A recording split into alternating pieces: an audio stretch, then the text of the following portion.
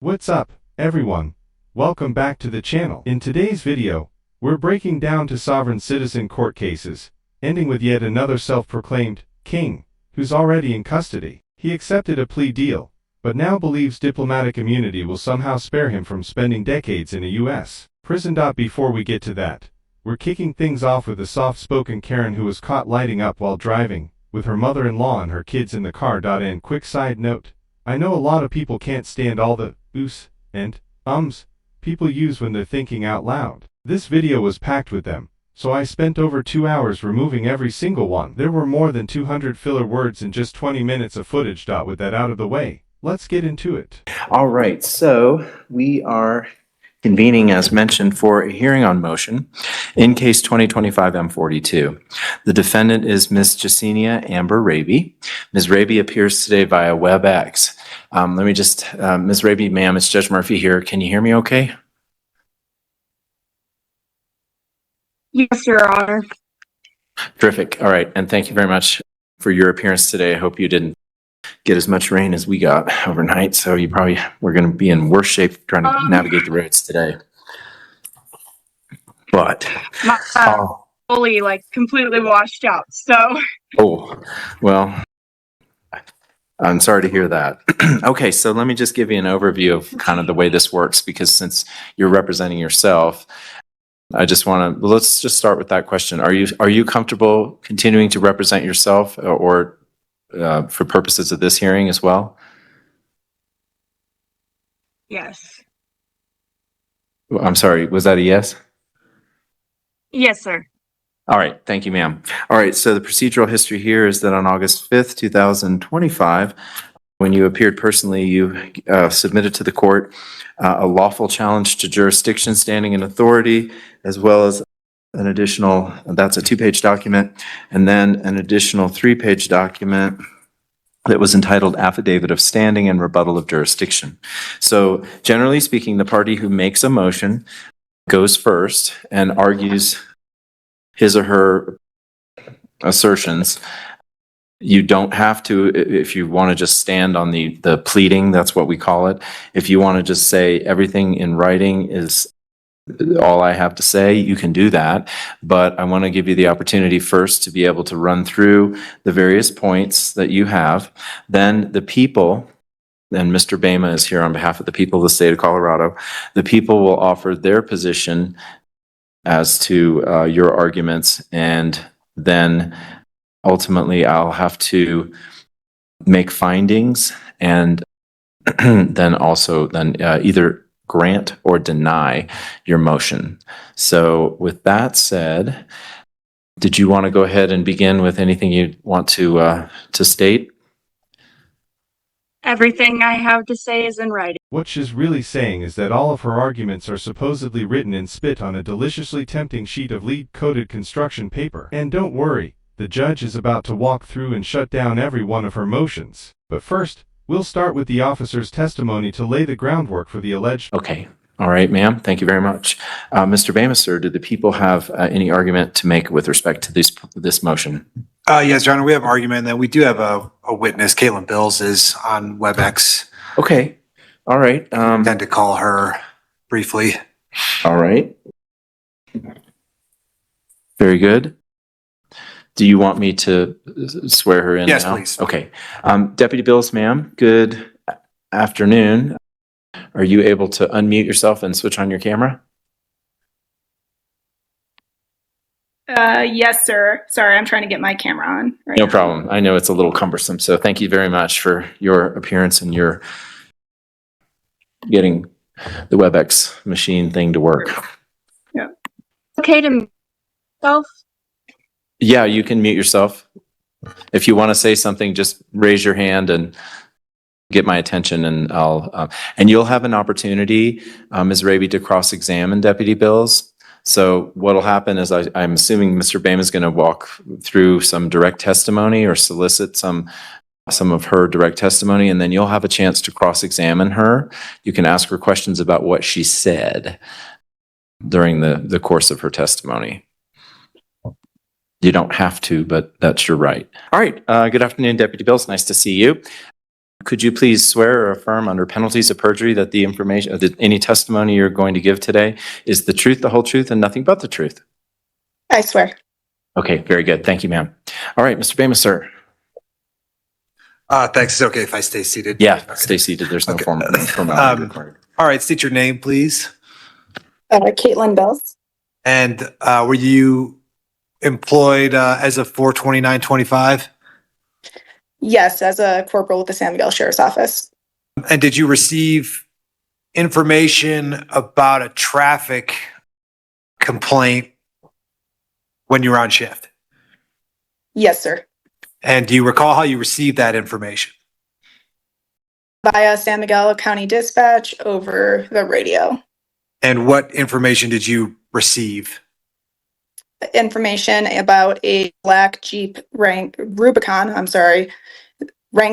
or Rubicon Jeep that had a pink crown in the back window with temporary plates that was going a slow amount of speed on Highway 145, 1 mile marker 19, and that was failing to maintain a single lane as the vehicle was driving towards Norwood.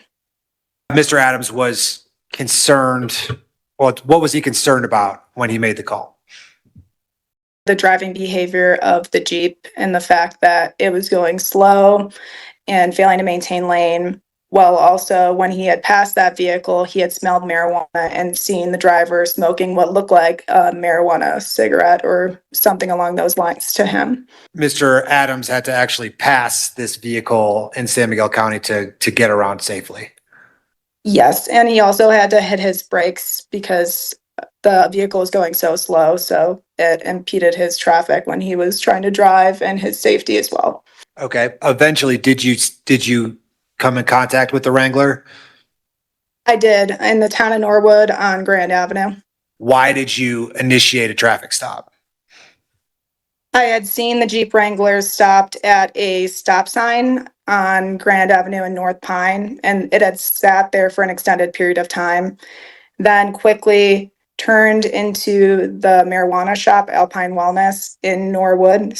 Within less than a minute, it had pulled in there. He had given good descriptors of exactly what he had seen and observed and smelled. I initiated the traffic stop and contacted the driver, Jacina Rager. And what was your tone when you first initiated the stop? Conversational. Well, when I first started it, I had yelled stop at her because she almost backed up into my car. But after that, it was conversation. So after you had to shout at her just to keep her from crashing into another car, you were finally able to speak to her like a semi-functioning human garbage sack. Is there anybody else in the car with the defendant at the time of the stop? Yes. Her mother-in-law was the passenger, and then she had 3 young children in the back seat. And eventually, you do have a conversation with the defendant, and I'll say that that's beyond the scope of what we're talking about today, but just to kind of paint the complete picture, you have a conversation with the defendant, and then is she ultimately charged with driving under the influence of drugs? Yes, sir. Okay. And did she consent to any tests? Yes, she consented to voluntary roadside maneuvers. And how about any chemical testing? Yes, she consented to a chemical test of her blood. And when she consented, she said that there would be THC in her blood. Okay. And what else did she tell you anything else when you were conducting your investigation? She had told me that she had smoked marijuana. It had been outside of her car. And this was after she initially had lied to me about that she hadn't smoked at all, and she changed her story. But she had pulled over and she had smoked outside the car, and it had only been 1 joint, even though the car smelled like burnt marijuana on the inside, and there was burnt marijuana cigarettes that were visible in the ashtray. Okay. For the purposes of this hearing, those are all the questions that I have. So, Ms. Raby, this is now your opportunity to cross-examine Deputy Bills about anything that she offered as testimony. If you'd like to do that, you're welcome to go ahead. You don't have to do it, but it's your right. I don't have any questions to cross-examine at this time. That would definitely be the smarter move. Although, to be honest, the real smart move would have been not driving while getting high with 3 small kids in the car. And beyond that, it would have been a whole lot wiser to hire an attorney instead of trying to play lawyer yourself. Are hereby excused. Ms. Bills, thank you very much for your time and appearance today. I appreciate your working with the WebEx machine as well. Okay. Yeah, sorry about that. Have a good day. No worries. Okay. Do the people have further argument or evidence or presentation? No further evidence, ready to make argument. I don't know if I think just for protocol, Ms. I'm Raby. gonna open up to Miss Raby first. Yeah. So did you want to, Ms. Raby, this is the time when you can make effectively what would be a closing argument, a summary of what your assertions are in support of your motion. Again, you don't have to say a word, but if you wanted to offer a global overview of what you're advancing in your motion, you're welcome to do that. Do you wish to do anything like that? No, everything that I have to say is going to be written to you in certified mail. Mr. Bamasur, do the people wish to make Yeah, thanks. In order to make a traffic stop, the police must have reasonable suspicion that a person has committed a traffic violation or other offense. Suspicion is reasonable when there is an articulable and specific basis in fact to support it. And the police must have specific and articulable facts or rational inferences from those facts, would support a reasonable suspicion of criminal activity and thereby justify the intrusion into the defendant's personal activity. The reasonable suspicion here was articulated by Deputy Bills, and it started with a citizen informant or ready report, if you will. And the ready report is something that has been dealt with in Colorado courts before, and they can serve to justify or create that reasonable suspicion.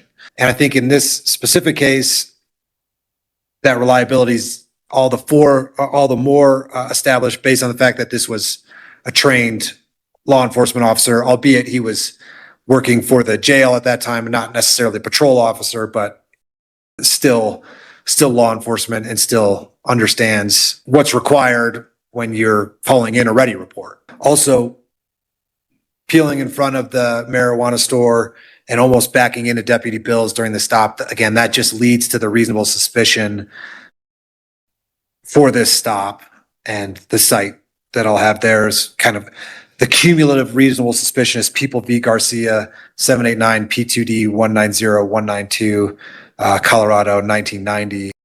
Now that the facts are on the record and there appears to be probable cause that a crime occurred, and that the defendant is likely responsible, we'll move on to the next part, the judge methodically reviewing and rejecting her motions one at a time. All right, Ms. Raby. I just want to make sure that I, as fully as I can, address some of the points that you articulate in your written motion. And then I'll also layer in the discussion that the people have highlighted here about the reasonable suspicion or lack thereof, et cetera. But I think I did, as part of the record during your last appearance, inform you that in any criminal case, including this one, that the court has authority over that case as a result of Article 6 of the Colorado Constitution, Sections 1 and 16, as well as a basis being Colorado Revised Statutes, Section 13-6-106. Further, that Article 6 of the Constitution, the Colorado Constitution, more specifically Section 17, does grant the court subject matter jurisdiction, meaning that this type of act, this type of case is and is appropriate to be heard in the county court. In addition, that point is emphasized further by Colorado Revised Statutes 18-1-201 and Colorado Revised Statutes 13-6-106. I also noted for the record during your prior appearance, and will do so again today, that personal jurisdiction was in effect achieved or perfected as a result, first, of the issuance of the underlying summons and complaint, which was served to you by, I guess, Deputy Bills, yes, back on April 29th, 2025, during that traffic stop that was just discussed as part of her testimony. And then your personal appearance here on August 5th, 2025, also reaffirmed that personal jurisdiction, meaning I have authority over you as a person. I have authority over this case given the subject matter of the case. And with that, I also want to draw your attention to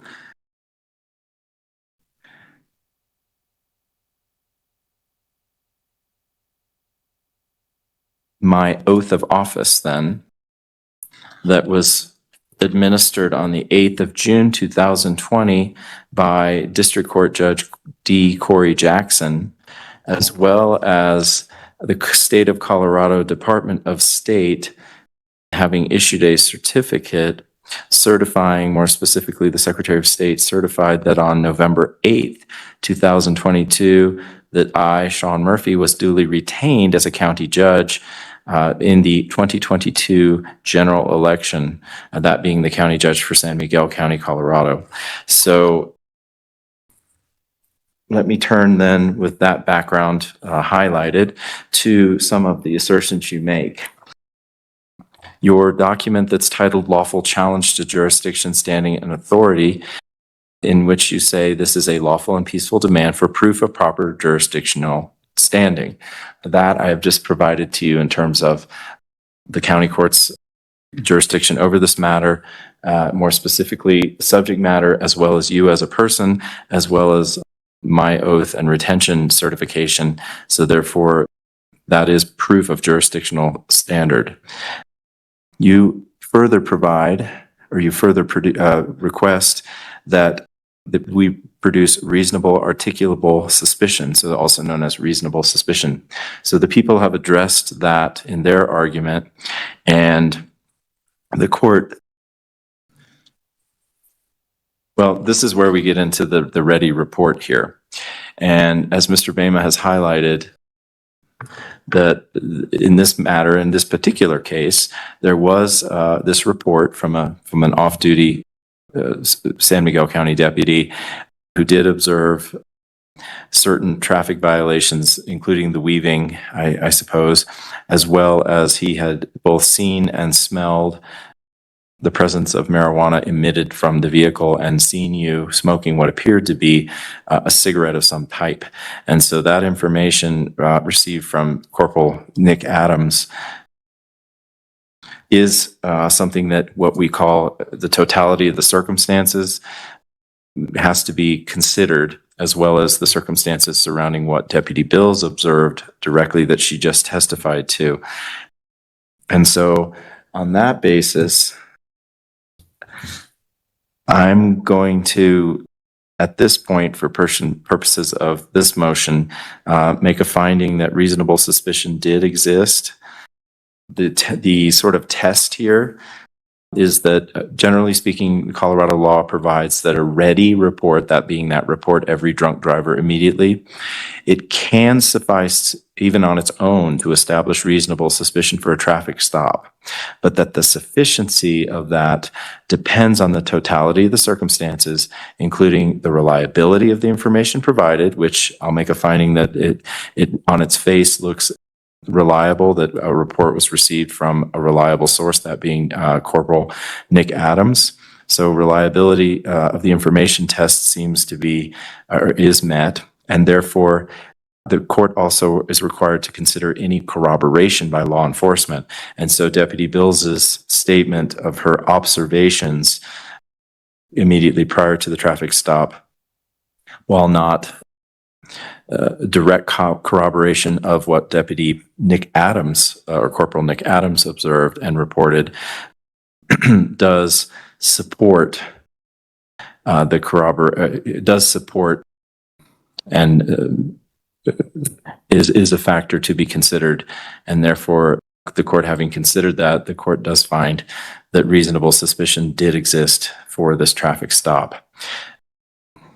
So with that, let me turn next to, I guess this is on page 1 of that previously mentioned document. You've asked as item 2, the name and identity of a verified claimant.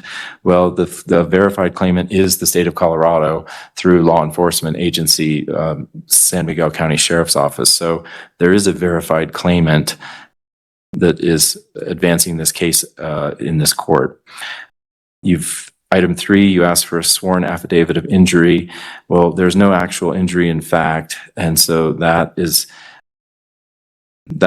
outside the scope of this analysis. And so therefore, an affidavit of injury is not something that's appropriate or required in this circumstance. Item 4, you asked for proof of lawful delegation of authority, and that's why I would refer you back to my oath and my retention that I mentioned earlier.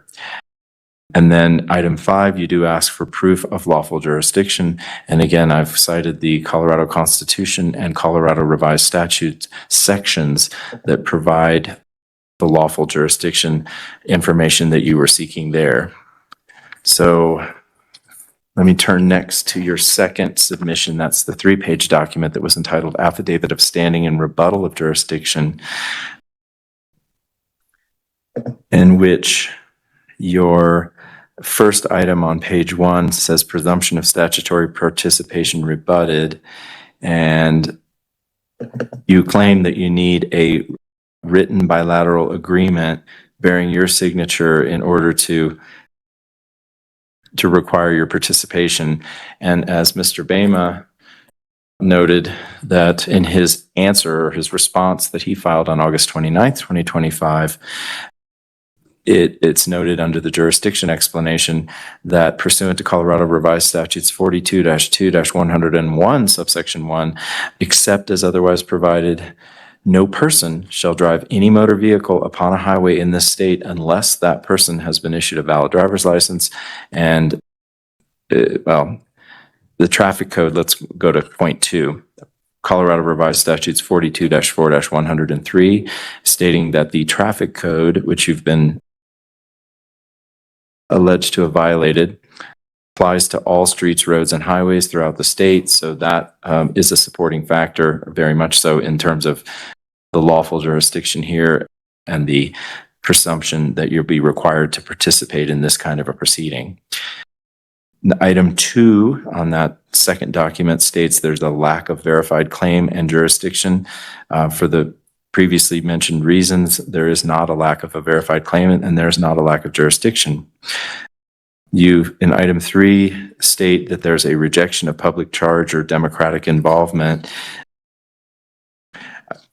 Public charge being a public benefit, I guess you are making, in fact, use of public roadways. And so I don't think that you can simply reject through your written submission the fact that you're not, because you actually did. You were observed on Highway 145 at 2 locations by an off-duty officer as well as an on-duty officer. So you were making use of the roadways, and therefore that's not a valid complaint or a valid argument against the search that was conducted.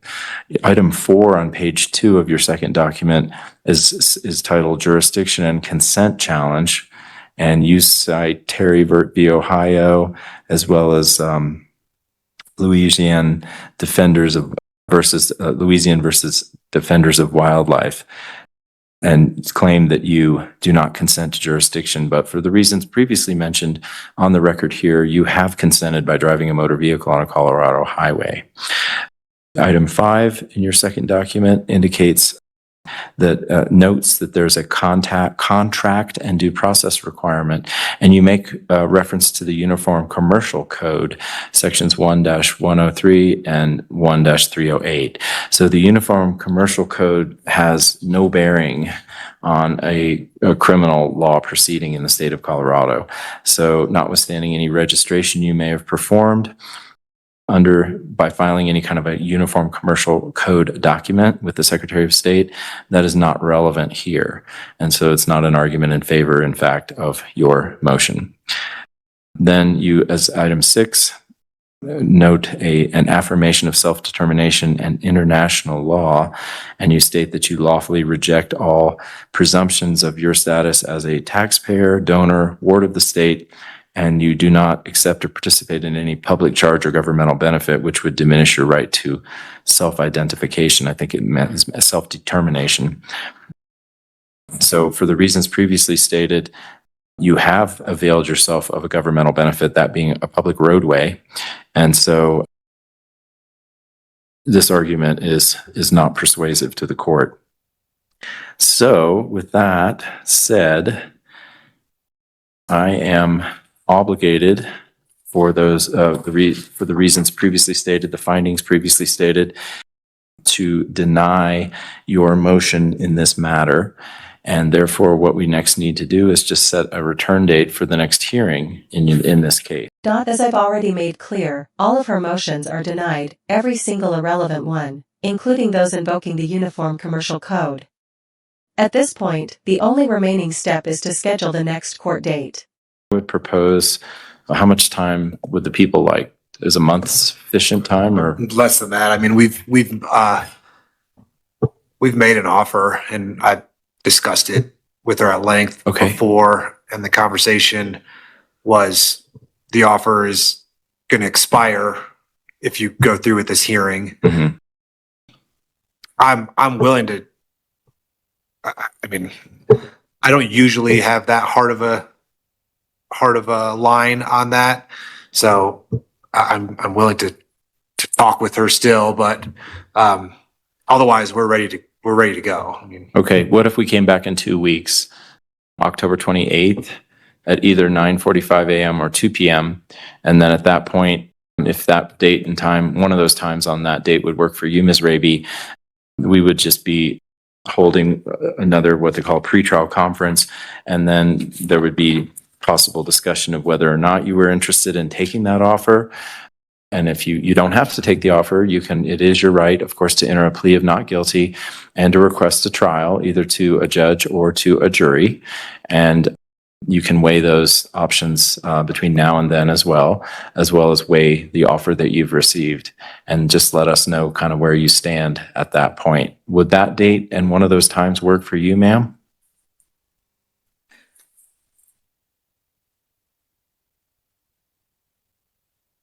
October 28th, either at 9:45. sorry, I think she froze. she was Yeah. still muted. Sorry about there. that. Yeah. Oh, I'm sorry, Ms. Raby. If you wanted to say something, can you unmute yourself? Sorry, I didn't realize I still had myself muted. No problem. Yeah, October 28th should be totally fine. Can we do the 2:45? 2 Since I have o'clock. to get my kid to school and I'm available as well, so October 28th works just fine for me. In the meantime, maybe try not endangering your own kids, or anyone else's at the school, by driving while impaired. With that settled, we'll move on to the next hearing, which is a very quick one. Let's turn to, I think it's either Yesenia Rabi. Miss Rabi, can you hear me okay? yes, sir. Did I say your last name correctly? Can Raby. And it's Raby? Jacina. All right. This is case number 25M42. Ms. Rabi appears on WebEx. Mr. Bema for the people. And let's do this the same way. Mr. Bema, any update?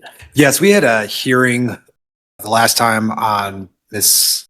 Raby's motion to suppress. There was an order on the record that denied that motion.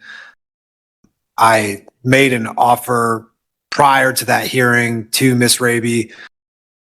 The offer prior to the hearing was stated will be revoked if we go through the hearing. However, at the hearing, I noted that if she still wants to talk, I'm open to those discussions. We have not had a discussion since then, so I'm not sure if she still wants to have discussions or if she is at this point going to set for trial. And Ms. Raby, if we do set for trial, this isn't anything to be rude or anything along those lines, but if we set it, then I can't engage in any more offers because there's certain work that needs to be done as a result of trial getting set. So I guess I'll kind of punt it back to you to see if you want to discuss any further or if you are at this point satisfied and want to set it for trial, knowing that there will be no more offers if we set it. If you would like to discuss everything that I've filed and stuff like that, I would be willing to happily to discuss that stuff with you. I seriously doubt he's going to entertain a debate about a jury's judgment based on what is basically legal nonsense, but I'm sure he'd be open to discussing a possible settlement outside the courtroom. All that's required is for you to stop acting like a conspiracy-obsessed crackpot and taking every wild claim from random people online as fact. That hearing will take place in a few weeks, and I'll bring it to you when it happens. But for now, I've got a little bonus for you, a self-declared king claiming diplomatic immunity while staring down the possibility of spending a few decades ruling absolutely no one, except maybe his fellow inmates. Mr. Alpern. Thanks, Judge. This is Mr. Montez, number 36.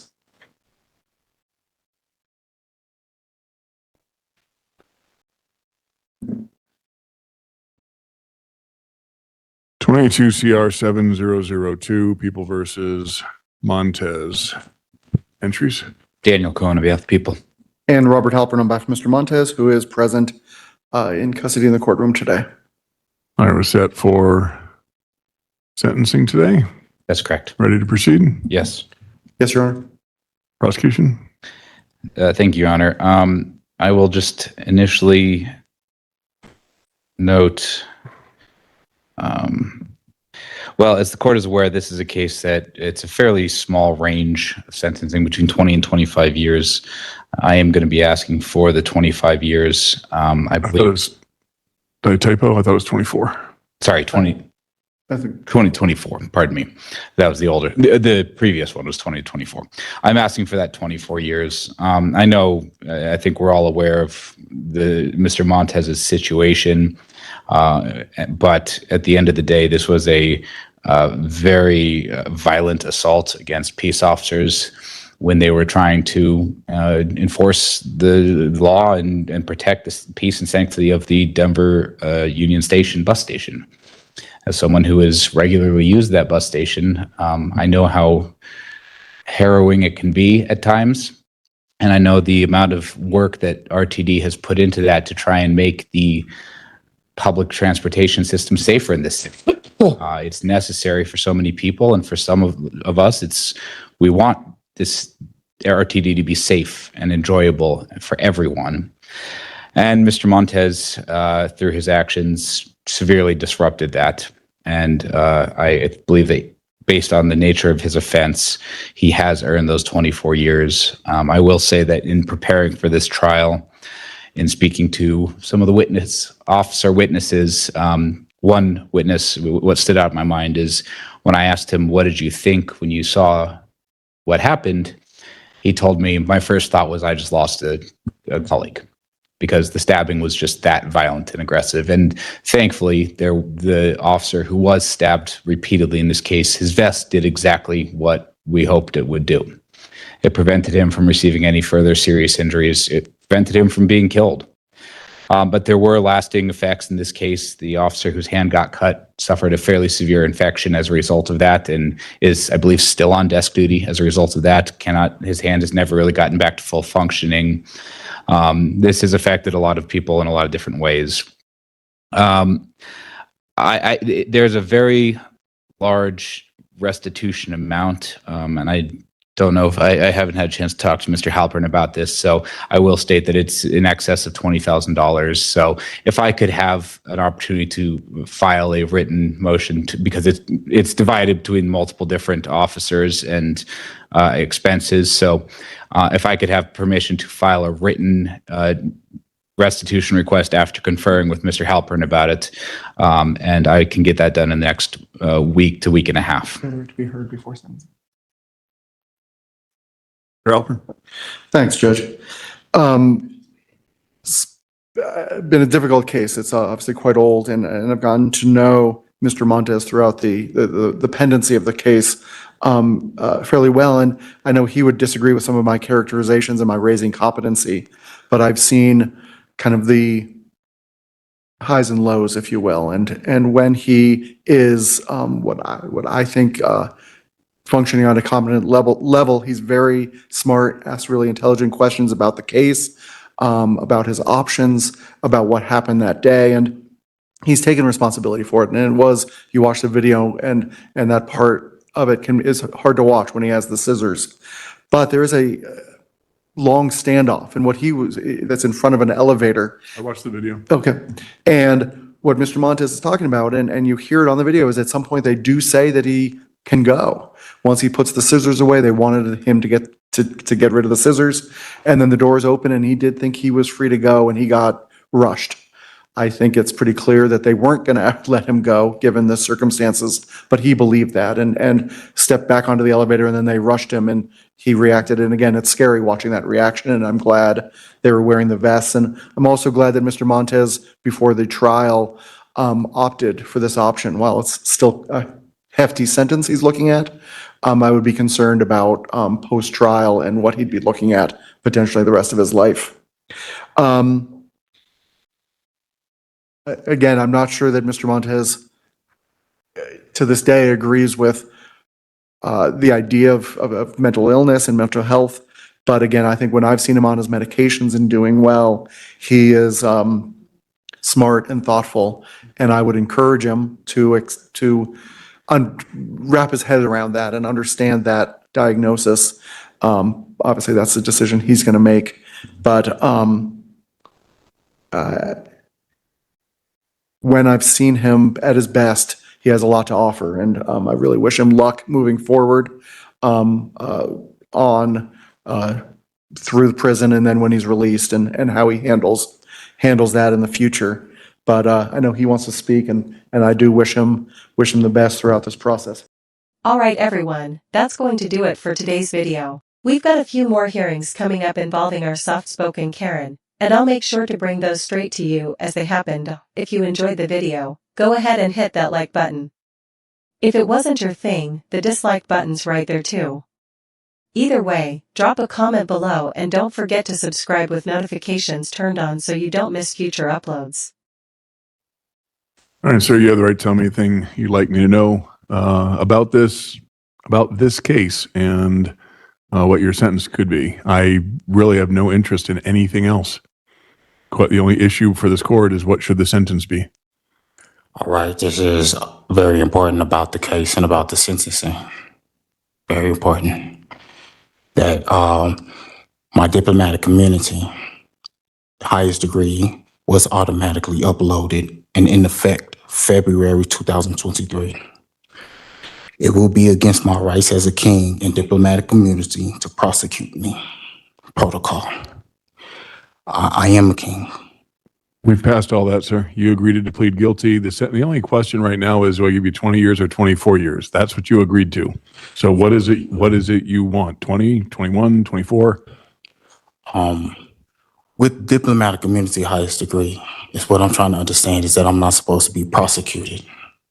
So how is it? All right, that we're not having this discussion anymore, sir. You need to talk to me about the sentence. At least. Your record has been made. You have no diplomatic immunity. I'm sentencing you to 24 years in the Department of Corrections. There's a 3-year period of mandatory parole, and I will give you, what's his pre-sentence confinement credit? 1,043 days. 1,043 days of pre-sentence confinement credit, and we will determine restitution within 63 days.